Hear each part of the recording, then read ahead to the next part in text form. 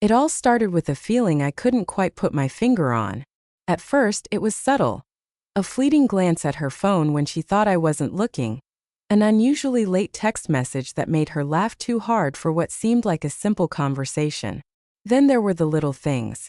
How she'd suddenly lose her phone during dinner or brush off my questions about who she was talking to as if they were nothing more than harmless work emails.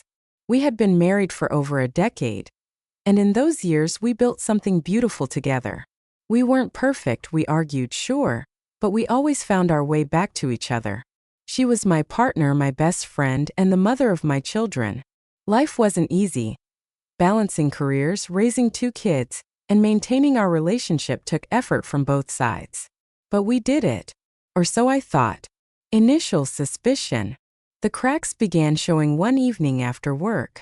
I came home earlier than usual because my boss canceled a meeting, and instead of finding her bustling around the kitchen preparing dinner, I walked into silence. Her car was gone, which wasn't unusual. She often ran errands, but when I tried calling her, it went straight to voicemail. That's when the unease crept in.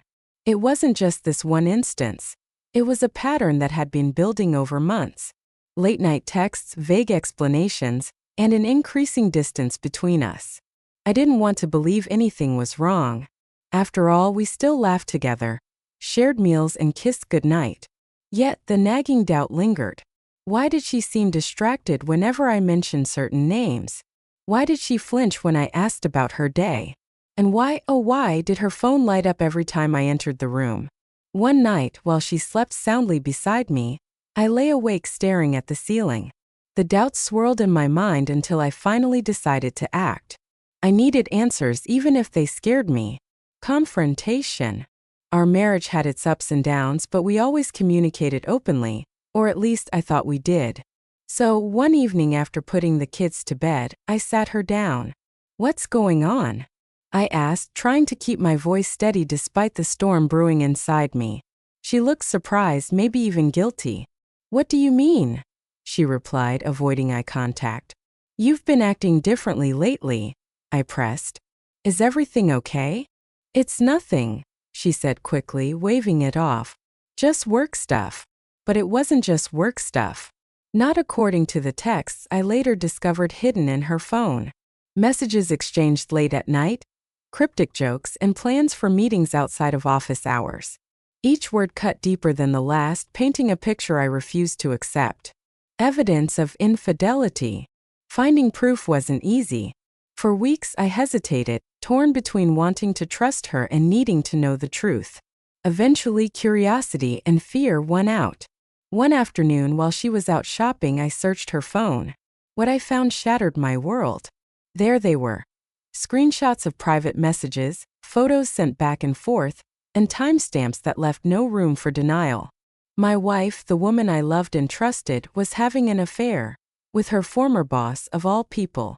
A man she claimed to despise after leaving his company years ago. Now their interactions told a different story. I felt sick, betrayed, humiliated.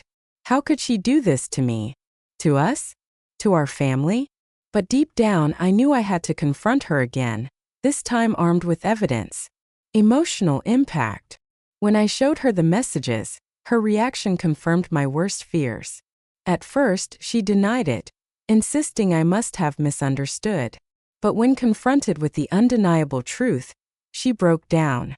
Tears streamed down her face as she admitted everything. The secret meetings, the lies, the guilt eating away at her. "I'm sorry," she sobbed. "I don't know what happened." Her apology didn't ease the pain. If anything, it made it worse. How could someone I loved betray me like this? Was it something I did wrong? Did I fail her somehow? Self-doubt consumed me, followed by waves of anger and sadness. Sleep became impossible, replaced by endless nights spent replaying memories of our life together, wondering where it all went wrong. Relationship context. Before the betrayal, our marriage was strong. Sure, we had challenges, balancing work, parenting, and personal time, but we faced them together. We shared hobbies, traveled together, and dreamed of growing old side by side. Our daughters adored her, and I admired her strength and resilience. She was my rock, my anchor. We got married young, driven by love and a desire to build a future together. Over the years, we grew into adults, navigating life's twists and turns hand in hand. Even during tough times, like when I lost my job briefly, or when she struggled with postpartum depression, we supported each other without hesitation. This betrayal felt like a slap in the face, not just to me, but to everything we worked so hard to create. Aftermath. In the days that followed, my world crumbled. Work became unbearable, and spending time with friends only reminded me of what I had lost. Friends tried to comfort me, offering advice and support, but nothing could fill the void left by her absence. The house felt empty, even with the kids running around. Meals tasted bland, laughter sounded hollow, and hope seemed distant. Mental health struggles soon followed. Anxiety gripped me tightly, manifesting in panic attacks and sleepless nights. Therapy became a lifeline, helping me process the trauma and find ways to cope. Slowly, I began rebuilding myself piece by piece. Personal growth. Rebuilding didn't happen overnight. It required effort, patience, and courage. I started exercising regularly, channeling my frustration into physical activity. New friendships formed, introducing me to people who understood my pain and offered genuine support. Online communities became safe spaces to vent frustrations and learn from others who had faced similar situations. For the first time in years, I focused on myself. I pursued hobbies I once neglected, rediscovering passions long forgotten. Gradually, I began seeing myself not as a victim, but as a survivor, someone capable of moving forward, regardless of the scars left behind. Reflection. Looking back, I realize how much I've grown since discovering the truth. While the pain remains, it no longer defines me. Instead, it serves as a reminder of my strength and resilience. Without the betrayal, I might never have realized how much I deserved happiness, not just for my family but for myself. Friends and online communities played a crucial role in my journey.